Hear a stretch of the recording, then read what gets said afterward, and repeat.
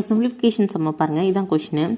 X plus 2 divide by x square plus 3x plus 2 plus x minus 3 divide by x square minus 2x minus 3. சரியா? இதை எப்படி எழுதலாம் அப்படின்னா, இப்போ இதை பிரித்து எழுதணும். X square plus 3x plus 2 பிரித்து எழுதணும். எப்படி எழுதுவாங்க? 2 இங்கே 2 வந்து மேலே போட்டுக்கணும், இந்த 3 வந்து கீழே போட்டுக்கணும். அதே மாதிரி இந்த 3 வந்து மேலே போட்டுக்கணும், இந்த மைனஸ் 2 கீழே போட்டுக்கணும். இது ரெண்டு ப்ளஸில் இருக்கிறதுனால இதை பெருக்கும்போது 2ன்னு கிடைக்கும். 1 2 பெருக்கும்போது 2ன்னு கிடைக்கும். 1 2 கூட்டும்போது 3ன்னு கிடைக்கும். 1 3 பெருக்கும்போது மைனஸ் 3ன்னு கிடைக்கும். மைனஸ் 1 மைனஸ் 3 பெருக்கும்போது மைனஸ் 3ன்னு கிடைக்கும்.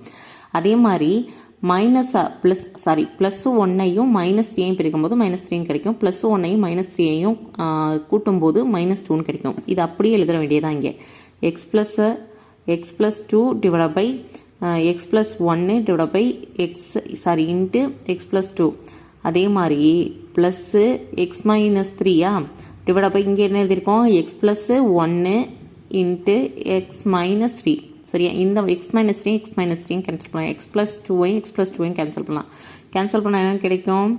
X plus 1 plus x plus 1 அப்படிங்கிறது கிடைக்குமா? இது ரெண்டத்தையும் என்ன பண்ணலாம்? ஆட் பண்ணிக்கலாம். அப்போ ஆட் பண்ணால் 2 இன்ட்டு எக்ஸ் ப்ளஸ் 1. ஸோ இது ஆன்சர் சி.